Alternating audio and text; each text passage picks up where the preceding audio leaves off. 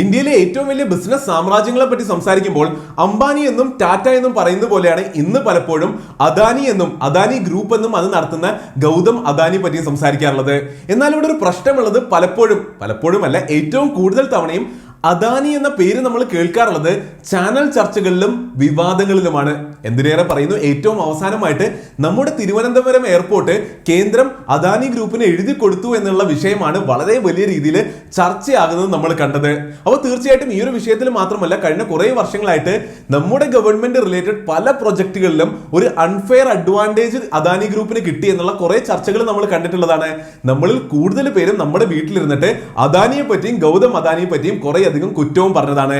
എന്നാൽ ഇവിടെ എനിക്കൊരു കാര്യം വ്യക്തമാക്കാനുള്ളത്, നമ്മൾ പലപ്പോഴും കുറ്റം പറയുമ്പോഴും നമ്മളിൽ കൂടുതൽ പേർക്കും ആരാണ് ഗൗതം അദാനി എന്നോ എന്താണ് അദാനി ഗ്രൂപ്പ് എന്നോ അറിയില്ല എന്നുള്ളതാണ്. അതായത് അംബാനിയെ പറ്റിയും ടാറ്റയെ പറ്റിയും ഏറെക്കുറെ പലർക്കും ഐഡിയ ഉണ്ട്, എന്നാൽ അദാനി ഗ്രൂപ്പിനെ പറ്റി പലർക്കും അറിയില്ല. ഞാൻ പലരിടത്തും സംസാരിച്ചു, ഏറ്റവും കൂടുതൽ ആൾക്കാർ ഇപ്പോഴും ധരിച്ചു വെച്ചിരിക്കുന്നത് ഗൗതം അദാനി ഗുജറാത്തിലെ ഏതോ വളരെ റിച്ച് ആയിട്ടുള്ള അഫ്ലുവന്റ് ആയിട്ടുള്ള ഫാമിലിയിലെ മെമ്പർ ആണ് എന്നുള്ളതാണ്. ഒരു സെക്കൻഡ് ജനറേഷനോ തേർഡ് ജനറേഷനോ ഓൺടർപ്രണർ ആണ് എന്നുള്ളതാണ്.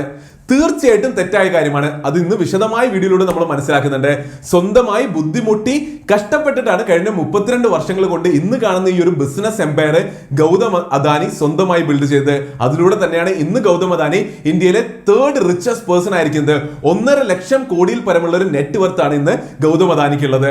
അവിടെയാണ് രണ്ടാമത്തെ പോയിന്റിലേക്ക് വരുന്നത്. അതായത് നമ്മൾ പലപ്പോഴും പോർട്സ് റിലേറ്റഡ് ആയിട്ടും അല്ലെങ്കിൽ ഗവൺമെന്റ് പ്രൊജക്ട്സ് റിലേറ്റഡുമായിട്ട് മാത്രമാണ് അദാനി ഗ്രൂപ്പ് എന്ന് കേട്ടിട്ടുള്ളത്.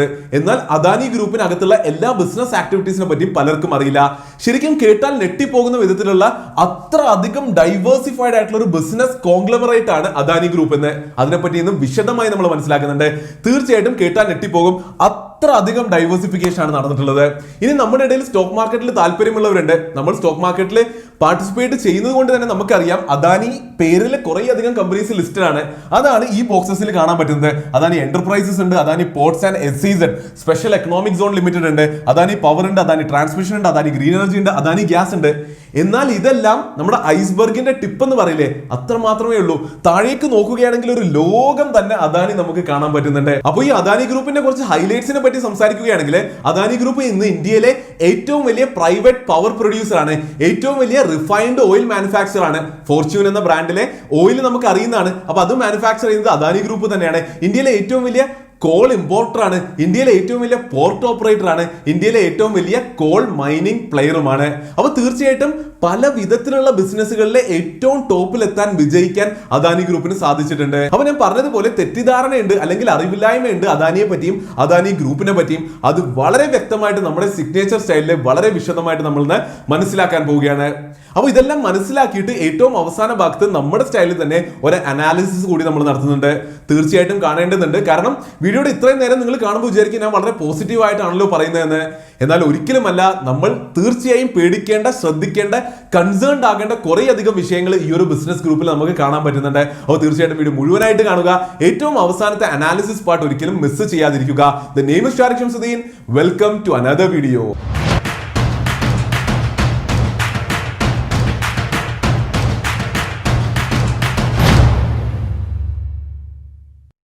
അപ്പൊ ഏറ്റവും ആദ്യം എപ്പോഴത്തെ പോലെ നമുക്ക് ഗൗതം അദാനിയുടെ ജീവിത കഥ കേൾക്കാം. അപ്പൊ ഞാൻ നേരത്തെ പറഞ്ഞതുപോലെ ഇവിടെ വലിയ തെറ്റിദ്ധാരണയുണ്ട്. ഗൗതം അദാനി ഏതോ വളരെ വലിയ റിച്ചായ ഫാമിലിയിൽ നിന്ന് വന്നിട്ട് ആ ഒരു ബാക്ക്ഗ്രൗണ്ട് എല്ലാം ഉപയോഗിച്ചുകൊണ്ടാണ് ബിസിനസ് ചെയ്യുന്നതെന്ന്. തെറ്റായ കാര്യമാണ്. 1962 1962 അഹമ്മദാബാദ്, ഗുജറാത്തിലെ അഹമ്മദാബാദിലെ ഒരു വളരെ ചെറിയ നോർമൽ ഫാമിലിയിലാണ് ഗൗതം അദാനി ജനിക്കുന്നത്.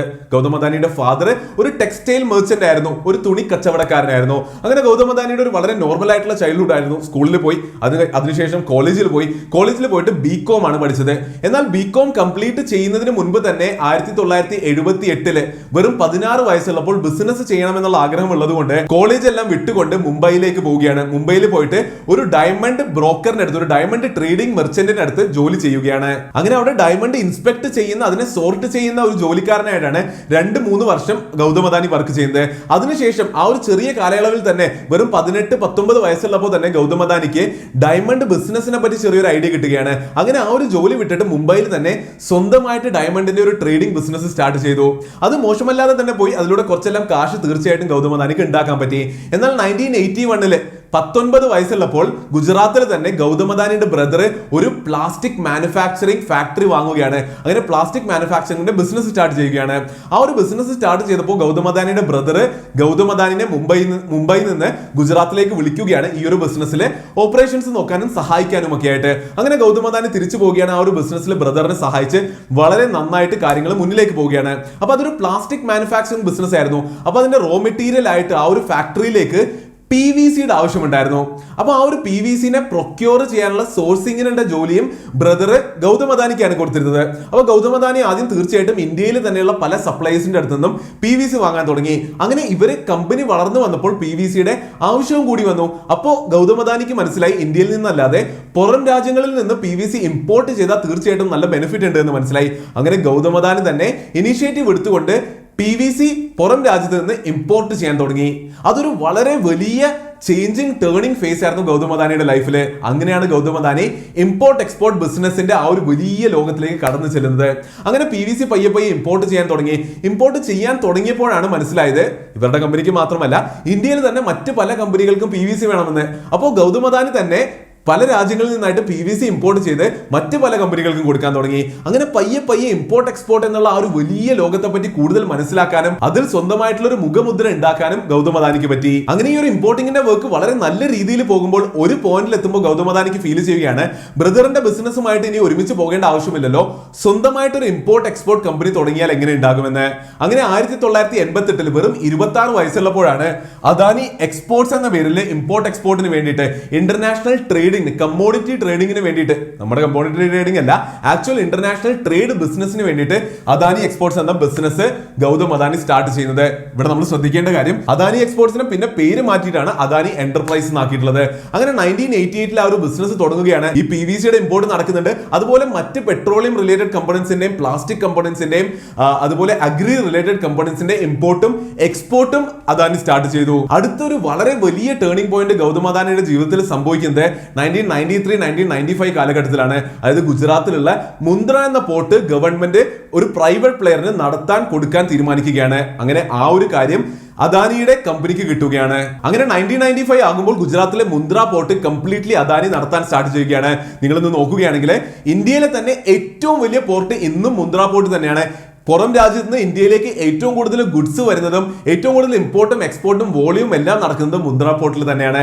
അപ്പൊ ആ ഒരു സംഭവം തീർച്ചയായിട്ടും അദാനി ഗ്രൂപ്പിന്റെ തന്നെ ആ ഒരു ഗ്രൂപ്പിന്റെ ചരിത്രത്തിൽ ഒരു വഴിത്തിരിവ് തന്നെയായിരുന്നു. അങ്ങനെ കാര്യങ്ങൾ വളരെ നല്ല രീതിയിൽ തന്നെ പോയിക്കൊണ്ടിരിക്കുമ്പോഴാണ് അദാനി പവർ സ്റ്റാർട്ട് ചെയ്യുന്നത് 1996. അതെന്താണ് ചെയ്യുന്നത്? Basically thermal power plants set ചെയ്തുകൊണ്ട് ഇലക്ട്രിസിറ്റി പ്രൊഡ്യൂസ് ചെയ്യുകയാണ്.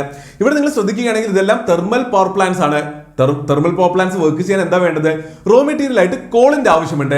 അപ്പോൾ അതിലൂടെ തന്നെ ആക്ച്വലി പുതിയ പുതിയ മേഖലയിലേക്ക് അദാനി പോയിക്കൊണ്ടിരിക്കുകയായിരുന്നു. അപ്പോൾ ശരിക്കും അദാനി ഗ്രൂപ്പിന്റെ ഒരു കംപ്ലീറ്റ് ഗ്രൂപ്പിന്റെ സ്റ്റോറി നോക്കുകയാണെങ്കിൽ നമുക്ക് പഠിക്കാൻ പറ്റുന്ന ഒരു കാര്യം ചെയ്യും. ആ ഒരു കാര്യം ചെയ്യുമ്പോൾ അവിടെ ഒരു റിക്വയർമെന്റ് കാണും. അപ്പോൾ ആ ഒരു റിക്വയർമെന്റ് ഫുൾഫിൽ ചെയ്യാനായിട്ട് അദാനി തന്നെ ഒരു ബിസിനസ് അവിടെ ലോഞ്ച് ചെയ്യും.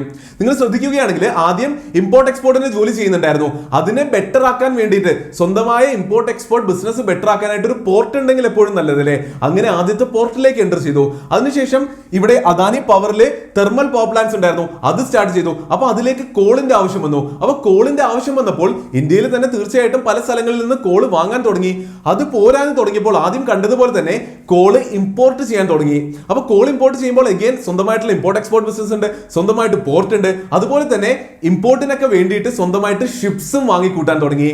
അങ്ങനെ നമ്മൾ മുന്നിലേക്ക് നോക്കുകയാണെങ്കിൽ അദാനി ഗ്രൂപ്പിന്റെ കംപ്ലീറ്റ് സ്റ്റോറിയിലും കാണാൻ പറ്റുന്നത് ഇതുപോലൊരു വെർട്ടിക്കൽ ഇന്റഗ്രേഷൻ ആദ്യവും പിന്നെ എവിടെയെല്ലാം റിക്വയർമെന്റ് കാണുന്നുണ്ടോ അവിടെ എല്ലാം ഹൊറിസോണ്ടൽ ഇന്റഗ്രേഷൻ ചെയ്തു പോയിട്ട് ആ ഹൊറിസോണ്ടൽ ഇന്റഗ്രേഷൻ താഴേക്ക് വെർട്ടിക്കലി ഗ്രോ ചെയ്ത് ഓരോന്നിനെയും ഇൻഡിപെൻഡന്റ്ലി സ്ട്രോങ് ആയി ബിസിനസ് ആക്കുന്നതാണ് അദാനി ഗ്രൂപ്പിന്റെ ഒരു വളരെ വലിയ സവിശേഷതയായിട്ട് നമുക്ക് കാണാൻ പറ്റുന്നത്. അപ്പോൾ ഇപ്പോൾ നമ്മൾ എത്തി നിൽക്കുന്നത് 1996 ഇവർ പവർ പ്ലാന്റ്സ് എല്ലാം സ്റ്റാർട്ട് ചെയ്തു. 1999 ആയപ്പോഴേക്കും കോള് ഇമ്പോർട്ട് ചെയ്യാൻ തുടങ്ങി, ഇന്ത്യയുടെ പുറത്തുനിന്ന് ഇമ്പോർട്ട് ചെയ്യാനും തുടങ്ങി. പിന്നീട് ഒരു മൈൽ സ്റ്റോൺ കാണാൻ പറ്റുന്നത് ഇയർ 2000 ഇന്റർനാഷണൽ ഗ്രൂപ്പ് ആയിട്ടുള്ള വിൽമാർ ഗ്രൂപ്പുമായിട്ട് ഇവർ ടൈപ്പ് ചെയ്തുകൊണ്ട് നമ്മൾ ആദ്യം പറഞ്ഞതുപോലെ ഫോർച്യൂൺ ഓയിലിന്റെ ബ്രാൻഡ് ഇന്ത്യയിൽ ലോഞ്ച് ചെയ്യുകയായിരുന്നു. 2000 കഴിഞ്ഞ് മുന്നിലേക്ക് നോക്കുകയാണെങ്കിൽ അവിടെയാണ് ഇന്ന് നമ്മൾ കാണുന്ന അദാനി ഗ്രൂപ്പ് ആയിട്ട് അദാനി ഗ്രൂപ്പ് ഡൈവേഴ്സിഫൈ ചെയ്യുന്നത്. നേരത്തെ പറഞ്ഞതുപോലെ കോളിന്റെ കുറെ അധികം ആവശ്യമുണ്ടായിരുന്നു. അപ്പൊ കോൾ ആദ്യം ഇന്ത്യയിൽ നിന്ന് തന്നെ വാങ്ങിച്ചു, പിന്നെ ഇമ്പോർട്ട് ചെയ്യാൻ തുടങ്ങി.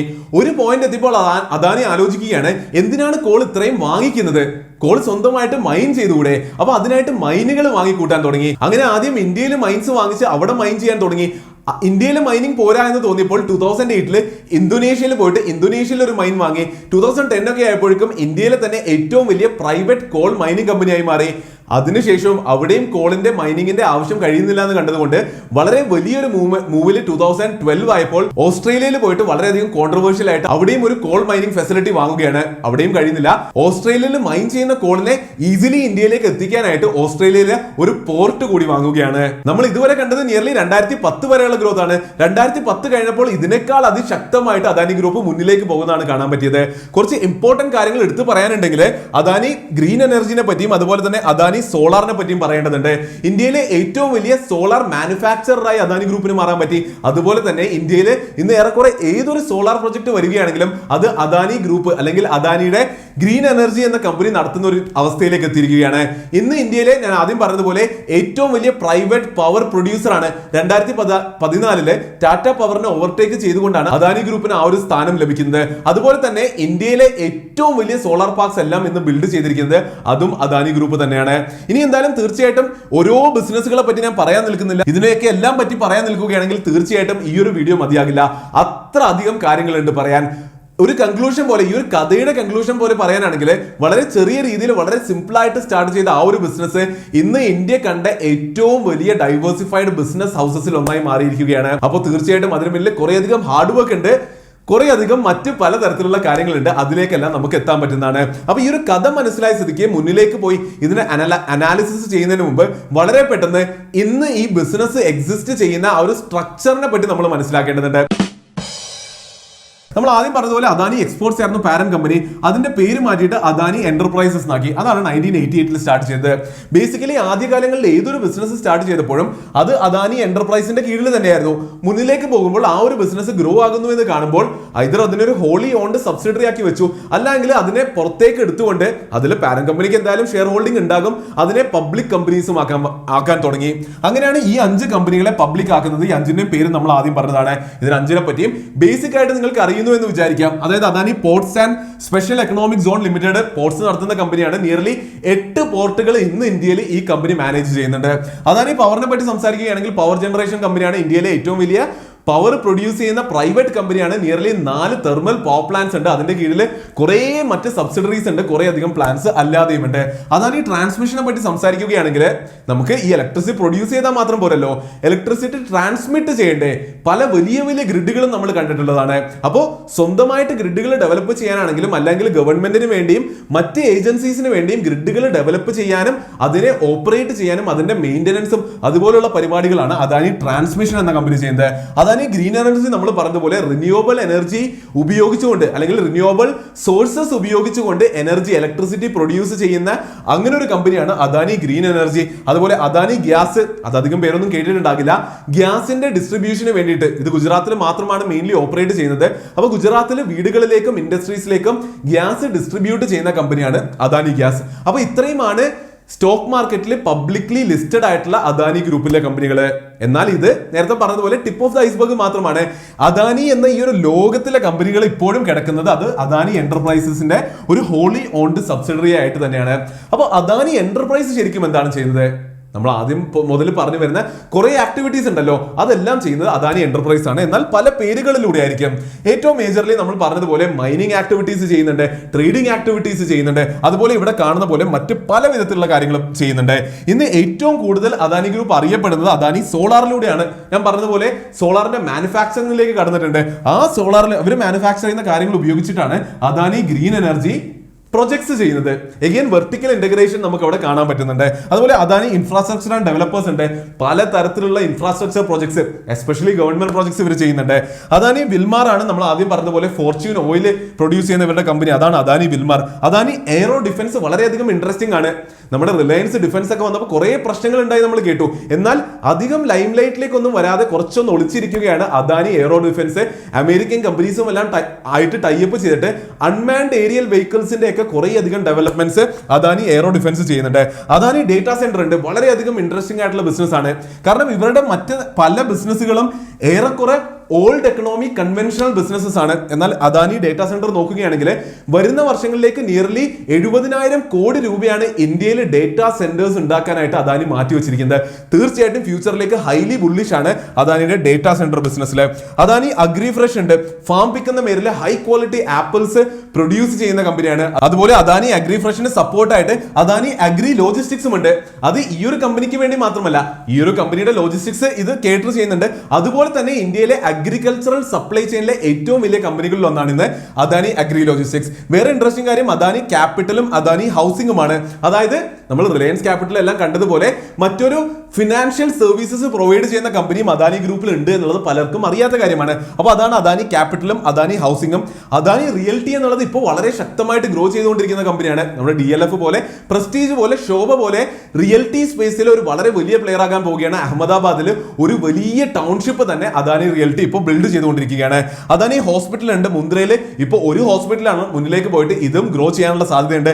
അദാനി മൈനിങ് ആക്ടിവിറ്റീസ് നമ്മൾ ആദ്യം പറഞ്ഞതാണ്. അദാനി ഓസ്ട്രേലിയയിൽ അഗൈൻ ഒരു ഒറ്റ ആക്ടിവിറ്റി മാത്രമല്ല, ഓസ്ട്രേലിയയിൽ മൾട്ടിപ്പിൾ ആക്ടിവിറ്റി സ്റ്റാർട്ട് ചെയ്തിട്ടുണ്ട്. അതെല്ലാം ഹാൻഡിൽ ചെയ്യാനായിട്ട് അദാനി ഓസ്ട്രേലിയ എന്ന കമ്പനിയുമുണ്ട്. അപ്പോൾ ഇവിടെ നമ്മൾ നോക്കുകയാണെങ്കിൽ 50 രാജ്യങ്ങളിലായിട്ട് 70 ആക്ടിവിറ്റീസ് ആണ് ഇന്ന് ഈ ഒരു ബിസിനസ് കോൺഗ്ലമറേറ്റിന്റെ അടിയിൽ നടന്നുകൊണ്ടിരിക്കുന്നത്.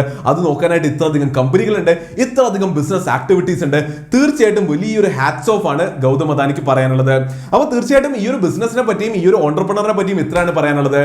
എന്നാൽ കാണുമ്പോൾ നല്ല രസമുണ്ടെങ്കിലും കേൾക്കുമ്പോൾ ആഹാ കൊള്ളാമല്ലോ എന്ന് പറയുന്നുണ്ടെങ്കിലും മിന്നുന്നതെല്ലാം പൊന്നല്ല എന്നുള്ള ആ ഒരു പഴഞ്ചൊല്ലാണ് എനിക്ക് ഇവിടെ ഓർക്കാനുള്ളത്. അതായത് ഇത്രയധികം കാര്യങ്ങൾ ചെയ്യുന്നുണ്ട്, ഇത്രയധികം ഡൈവേഴ്സിഫൈഡ് ആണ്, മോശമല്ലാത്ത ഒരു ബിസിനസ് ഔട്ട്ലുക്ക് ഇവർക്ക് തീർച്ചയായിട്ടും ഉണ്ട്. എന്നാൽ ഇവരുടെ അകത്തേക്ക് നോക്കുമ്പോൾ, ബിസിനസിനെ സൂക്ഷ്മമായി പഠിക്കുമ്പോൾ, എന്താണ് നടക്കുന്നത് എന്ന് കാര്യമായി ഇൻവെസ്റ്റിഗേറ്റ് ചെയ്യുമ്പോൾ പല വലിയ പ്രശ്നങ്ങളും പുറത്തേക്ക് വരുന്നുണ്ട്. നല്ല രീതിയിൽ പഠിച്ചുകൊണ്ട് ഇൻവെസ്റ്റിഗേറ്റ് ചെയ്തുകൊണ്ട് തന്നെയാണ് ഞാൻ പ്രസന്റ് ചെയ്യാൻ പോകുന്നത്. 2 കാര്യങ്ങളാണ് ഇവിടെ നമുക്ക് സംസാരിക്കാനുള്ളത്. ഏറ്റവും വലിയ പ്രശ്നം ഒരു ക്യാഷ് എഞ്ചിൻ ഇല്ലാത്ത ഒരു ഡെറ്റ് മെഷീനാണ് അദാനി ഗ്രൂപ്പ്. എന്താണ് ഞാൻ ഉദ്ദേശിച്ചത്? അതായത് കുറെ ബിസിനസ്സുകളുണ്ട്, കുറെ കളറാക്കി കാര്യങ്ങൾ വെച്ചിട്ടുണ്ട്. എന്നാൽ ഇതിൽ ഒരു ബിസിനസ്സും ശരിക്കും കാര്യമായിട്ട് നല്ല ക്യാഷ് ജനറേറ്റ് ചെയ്യുന്നില്ല. എന്നാൽ എല്ലാ ബിസിനസ്സുകളും നടത്താൻ ഭീമമായ രീതിയിൽ കടങ്ങൾ വാരിക്കൂട്ടിയിട്ടുണ്ട്. നമ്മൾ ആദ്യം ടാറ്റയെ പറ്റിയും റിലയൻസിനെ പറ്റിയും സംസാരിച്ചു. ശരിക്കും ഒരു ടാറ്റ ഗ്രൂപ്പുമായിട്ടോ റിലയൻസ് ഗ്രൂപ്പുമായിട്ടോ അദാനി ഗ്രൂപ്പിനെ ഈ ഒരു പോയിന്റിൽ കമ്പയർ ചെയ്യുന്നത് തീർച്ചയായിട്ടും മോശമായിട്ടുള്ള കാര്യമാണ്. മേ ബി ഒരു പോയിന്റിൽ ശരിയായിരിക്കും. ആ 2 ഗ്രൂപ്പുകളും എത്ര പെട്ടെന്ന് ഡൈവേഴ്സിഫൈ ചെയ്തോ അതിനേക്കാൾ എത്രയോ പെട്ടെന്ന് ഈ ഒരു ഗ്രൂപ്പ് ഡൈവേഴ്സിഫൈ ചെയ്തിട്ടുണ്ട്, എല്ലായിടത്തും മോശമല്ലാത്ത പേരുണ്ടാക്കിയിട്ടുണ്ട്. എന്നാൽ ബിസിനസ് ഫണ്ടമെന്റലി ബിൽഡ് ചെയ്തില്ല എന്നുള്ളതാണ് സത്യം. ഈ പറയുന്ന ഒരു കമ്പനിയിലും പ്രോപ്പർ ആയിട്ടുള്ള ഒരു ക്യാഷ് ഫ്ലോ നമുക്ക് കാണാൻ പറ്റുന്നില്ല. ഇൻഫാക്ട് ഇതിനെ നല്ല രീതിയിൽ നിങ്ങളുടെ മുന്നിൽ പ്രസന്റ് ചെയ്യാനായിട്ട് ഞാൻ കുറച്ചധികം വർക്ക് ഇട്ടുകൊണ്ട് ഈ കാണുന്ന 6 പബ്ലിക് ലിസ്റ്റഡ് കമ്പനീസ് ആണല്ലോ, പബ്ലിക് ഡൊമൈനിൽ തന്നെ ഇവരുടെ ബാലൻസ് ഷീറ്റും P&L സ്റ്റേറ്റ്മെന്റും ക്യാഷ് ഫ്ലോ സ്റ്റേറ്റ്മെന്റും എല്ലാ ഫിനാൻഷ്യൽ സ്റ്റേറ്റ്മെന്റ്സ് കിട്ടുന്നതാണ്. എല്ലാം എടുത്തു വെച്ച് പഠിച്ചു ഞാൻ നിങ്ങളുടെ മുന്നിൽ കാര്യങ്ങൾ വിശദമായി പ്രസന്റ് ചെയ്യുകയാണ്. ഇപ്പോൾ നിങ്ങൾ സ്ക്രീനിൽ കാണുന്ന ഈ 6 കമ്പനികളുടെയും റവന്യൂ, പ്രോഫിറ്റ്, അതുപോലെ ഡെറ്റ്, കടമെടുത്തതിന്റെ കണക്കുകളാണ്. എല്ലാത്തിനെയും വിശദമായിട്ട് നിങ്ങൾക്ക് നോക്കാൻ പറ്റുന്നതാണ്. ഏറ്റവും താഴെ നിങ്ങൾ കാണുന്നത് അതിന്റെ ടോട്ടൽ ആണ്. ഇവരുടെ ടോട്ടൽ ഒരു വർഷം ഈ ഒരു കമ്പനിക്ക് കിട്ടുന്ന റവന്യൂ എന്ന് പറയുന്നത് നിയർലി 1 ലക്ഷം കോടി രൂപയാണ്. ആ ടോട്ടൽ 1 ലക്ഷം കോടി രൂപ വരവിലെ ലാഭം ഉണ്ടാക്കുന്നത് നിയർലി 3000 കോടി രൂപ മാത്രം. പോട്ടെ, 3000 കോടി രൂപ ലാഭം ഉണ്ടാക്കട്ടെ, നല്ല കാര്യം. എന്നാൽ അതിന്റെ അടുത്ത സ്ഥലത്ത് നിങ്ങൾ കാണുന്നത് എന്താണ്? നിയർലി 1,30,000 കോടി രൂപയുടെ കടമാണ് ഈ കമ്പനിക്കുള്ളത്. 1,30,000 കോടി രൂപയുടെ കടം. പോട്ടെ, അബ്സല്യൂട്ട്ലി ആ കടം എത്ര വലുതാണെന്ന് നോക്കണ്ട. വെറും 3000 കോടി പ്രോഫിറ്റ് ഉണ്ടാക്കുന്ന കമ്പനിക്ക് 1,30,000 കോടി രൂപയുടെ കടം. വെറും 1 ലക്ഷം രൂപ റവന്യൂ ഒരു വർഷം ഉണ്ടാക്കുന്ന കമ്പനിക്ക് 1,30,000 രൂപ കടം. അപ്പോൾ തീർച്ചയായിട്ടും നമ്മൾ നോക്കുകയാണെങ്കിൽ കാശ് അധികം ജനറേറ്റ് ചെയ്യാത്ത ഈ ബിസിനസ്സുകളെ ബിൽഡ് ചെയ്യാൻ ഹൈലി ലെവറേജ്ഡ് ആണ് ഈ ബിസിനസ്സുകൾ നമുക്ക് കാണാൻ പറ്റുന്നുണ്ട്. വലിയ തോതിൽ ഡെറ്റ് റേസ് ചെയ്തുകൊണ്ട്, കടം എടുത്തുകൊണ്ട്, ലോൺ എടുത്തുകൊണ്ടാണ് ഈ ബിസിനസ്സുകളെല്ലാം റൺ ചെയ്തുകൊണ്ടിരിക്കുന്നത്. അപ്പോൾ തീർച്ചയായിട്ടും ഫണ്ടമെന്റലി സ്ട്രോങ് അല്ലാത്ത ഹൈലി ലിവറേജ്ഡ് ആയിട്ടുള്ള വലിയ രീതിയിൽ ഡെറ്റ് ഫണ്ടഡ് ആയിട്ടുള്ള കമ്പനികളാണ് നമുക്ക് ഈ ബോർഡിൽ ഇവിടെ കാണാൻ പറ്റുന്നത്. അത് തീർച്ചയായിട്ടും ശ്രദ്ധിക്കേണ്ട, പേടിക്കേണ്ട, അനലൈസ് ചെയ്യേണ്ട കാര്യമാണ്. അതിന്റെ ഒരു അനാലിസിസിലേക്ക് അടുത്ത പാർട്ടിലേക്ക് ഞാൻ വരാം. രണ്ടാമത്തെ കാര്യം നമ്മൾ സൂക്ഷ്മമായി നോക്കുകയാണെങ്കിൽ കാണാൻ പറ്റുന്നത്, ആദ്യം തന്നെ വലിയ രീതിയിലൊന്നും ഇവരുടെ കമ്പനീസ് ക്യാഷ് ജനറേറ്റ് ചെയ്യുന്നില്ല. ഇനി ക്യാഷ് ജനറേറ്റ് ചെയ്യുന്ന സ്ഥലങ്ങളിലേക്ക് നോക്കുകയാണെങ്കിൽ അതെല്ലാം ഗവൺമെന്റ് അവാർഡ് ചെയ്യുന്ന പ്രൊജക്ട്സ് ആണ്. അപ്പോൾ അവിടെയാണ് നമ്മൾ ആദ്യം പറഞ്ഞ പോലെ പൊളിറ്റിക്കൽ പാർട്ടീസുമായിട്ട്, അല്ലെങ്കിൽ പേരെടുത്ത് പറയുന്നില്ല, പലരുമായിട്ട് വളരെയധികം ഒരുമിച്ച് നിൽക്കുന്നു എന്നുള്ളത് കൊണ്ട് ഗൗതം അദാനിക്കും അദാനി ഗ്രൂപ്പ്സിനും പല ഫേവേഴ്സ് കിട്ടുന്നു എന്ന് പറയുന്നതിന്റെ സത്യാവസ്ഥയിലേക്ക് നമ്മൾ നോക്കേണ്ടത്. അതായത് ഞാൻ പറഞ്ഞതുപോലെ ഗവൺമെന്റ് അവാർഡ് ചെയ്യുന്ന പ്രൊജക്ടുകൾ, ഗവൺമെന്റ് കൊടുക്കുന്ന ടെൻഡറുകൾ, ഗവൺമെന്റിന്റെ ഭാഗമായിട്ടുള്ള വർക്കുകൾ, അതാണ് കൂടുതലും അദാനി ഗ്രൂപ്പിൽ കിട്ടിക്കൊണ്ടിരിക്കുന്നത്. ഇതിൽ തന്നെ ഏറ്റവും കളറായിട്ട് നിൽക്കുന്ന കമ്പനികൾ നോക്കുകയാണെങ്കിൽ അദാനി പവർ ആണെങ്കിലും, അദാനി ട്രാൻസ്മിഷൻ ആണെങ്കിലും, അദാനി പോർട്സ് ആണെങ്കിലും, അദാനിന്റെ മൈൻസ് ആണെങ്കിലും, അതിനുള്ള സ്ഥലമാണെങ്കിലും, ഇമ്പോർട്ട് എക്സ്പോർട്ടിന്റെ സ്പെഷ്യൽ എക്കണോമിക് സോൺസ് ആണെങ്കിലും, ഇതിന്റെ എല്ലാം പെർമിറ്റുകളും അതിനുള്ള അനുവാദങ്ങളും എല്ലാം ലഭിക്കേണ്ടത് ഗവൺമെന്റിൽ നിന്നാണ്. അപ്പോൾ അങ്ങനെയുള്ള മേഖലകളിലാണ് കൂടുതലും അദാനി ശോഭിച്ചു കൊണ്ടിരിക്കുന്നത് എന്ന് ഒരു വലിയ ആരോപണമുണ്ട്. അതൊരു വലിയ തോതിൽ ശരിയാണെന്ന് തോന്നിപ്പോകാറുണ്ട്. അപ്പൊ അത് ഒരു അനാലിസിസ് മാത്രമാണ്, ശരിയാണെന്ന് തോന്നിപ്പോകാറുണ്ട്. അതിന്റെ മറുവശം എന്ന് പറയുന്നത് ഈ 2010 മുതലാണല്ലോ ഈ പറയുന്ന അൺഫെയർ അഡ്വാൻറ്റേജ് കിട്ടി തുടങ്ങുന്നത്. എന്നാൽ അദാനി ഗ്രൂപ്പ് സ്റ്റാർട്ട് ചെയ്യുന്ന 1988 അത് മുതൽ 2010 വരെ തീർച്ചയായിട്ടും നല്ല രീതിയിൽ അദാനിക്ക് ബിൽഡ് ചെയ്യാൻ പറ്റിയിട്ടുണ്ടല്ലോ. അത് തീർച്ചയായിട്ടും അദാനി വർക്ക് ചെയ്ത് തന്നെ ഉണ്ടാക്കിയതാണെന്ന് മനസ്സിലാക്കേണ്ടിയിരിക്കുന്നു. എന്നാലും അവിടെ ശ്രദ്ധിക്കേണ്ടത്, അദാനി അന്നും ആദ്യകാലങ്ങളിൽ കളറായത് മുന്ദ്ര പോർട്ട് കിട്ടിയതിലൂടെയൊക്കെയാണ്. മുന്ദ്ര പോർട്ട് എവിടെയാണുള്ളത്? ഗുജറാത്തിലാണ്. ഗുജറാത്തിൽ വേറെ ആരാ ഉള്ളത്? നമുക്ക് എല്ലാവർക്കും അറിയുന്ന കാര്യമാണ്. അപ്പൊ തീർച്ചയായിട്ടും പൊളിറ്റിക്കൽ പാർട്ടീസുമായിട്ട് ഒരുമിച്ച് നിന്നുകൊണ്ട് അവിടെ നിന്ന് കിട്ടിയിരിക്കുന്ന ഒരു അൺഫെയർ അഡ്വാൻറ്റേജ് കൊണ്ടാണോ ഇത്ര വലിയൊരു ബിസിനസ് എംപയർ ഉണ്ടാക്കാൻ പറ്റിയത്? അതും അത് ഉണ്ടാക്കാനായിട്ട് മുഴുവൻ കടം എടുത്തിട്ടുമാണുള്ളത്. അപ്പൊ തീർച്ചയായിട്ടും കുറേയധികം പ്രശ്നങ്ങൾ ഇവിടെ നമുക്ക് കാണാൻ പറ്റുന്നുണ്ട്. അപ്പൊ ഈ 2 പോയിന്റ്സ് തീർച്ചയായിട്ടും നമ്മൾ മനസ്സിൽ വെക്കേണ്ടതുണ്ട്. അവിടെയാണ് ഏറ്റവും അവസാന ഭാഗമായിട്ടുള്ള നമ്മുടെ അനാലിസിസിലേക്ക് നമ്മൾ വരുന്നത്. ഏറ്റവും ആദ്യത്തെ അനാലിസിസ് വളരെ പോസിറ്റീവ് തന്നെയാണ്. അതായത് വെറും 32 വർഷങ്ങൾ കൊണ്ട് ഇത്ര വലിയൊരു ബിസിനസ് ബിൽഡ് ചെയ്യാൻ, ആ ഒരു ബിസിനസിനെ സ്കെയിൽ ചെയ്യാൻ, 50 രാജ്യങ്ങളിലേക്ക് എത്തിക്കാൻ, ഇത്ര ഡൈവേഴ്സിഫൈ ചെയ്യാൻ അതിന് അദാനിക്ക് കഴിഞ്ഞിട്ടുണ്ടെങ്കിൽ അത് തീർച്ചയായിട്ടും അദ്ദേഹത്തിന്റെ കഴിവാണ്. അദ്ദേഹത്തിലെ എക്സ്ട്രാ ഓർഡിനറി ഓണ്ടർപ്രണർ തന്നെയാണ്. നിങ്ങൾക്ക് തീർച്ചയായിട്ടും കൗണ്ടർ വെക്കാം, കുറെ കടമെടുത്തിട്ടാണ് ചെയ്തത്, ഗവൺമെന്റിന് അത് സപ്പോർട്ട് കിട്ടിയെന്ന്.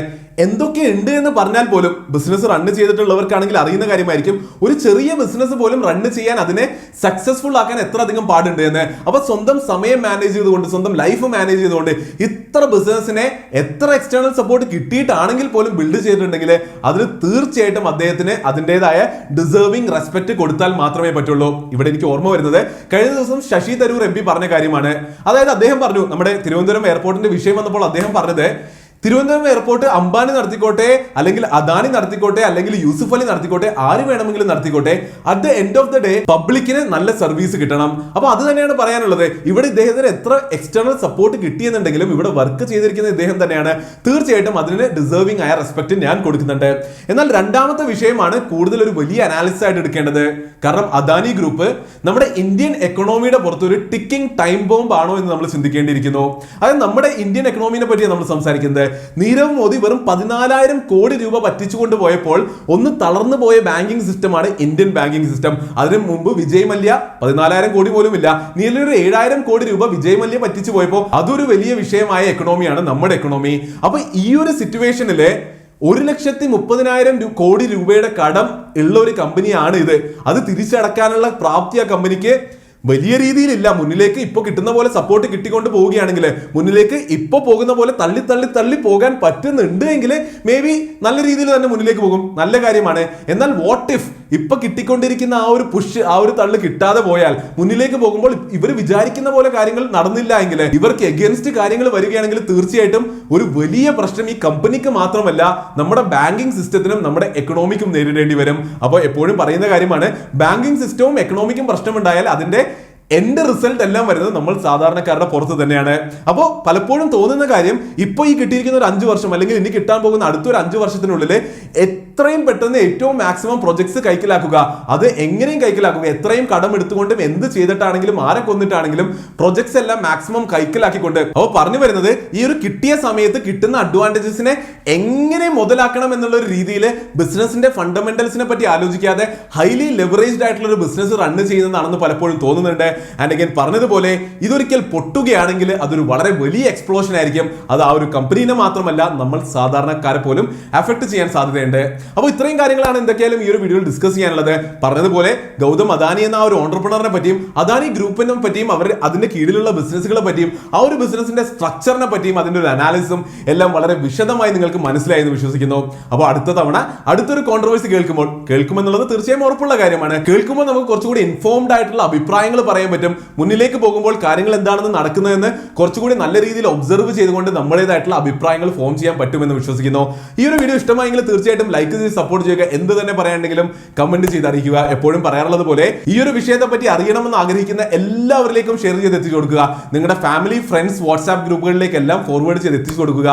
ഈ ഒരു വിഷയത്തെ പറ്റി എല്ലാവരും അറിയേണ്ടതുണ്ട്, സംസാരിക്കേണ്ടതുണ്ട്, ഇതിനെപ്പറ്റി ഡിസ്കസ് ചെയ്യേണ്ടതുണ്ട്. വീഡിയോ കണ്ടതിന് വളരെയധികം നന്ദിയുണ്ട്. അടുത്ത വീഡിയോയിൽ കാണുന്നത് വരെ നന്ദി, നമസ്കാരം.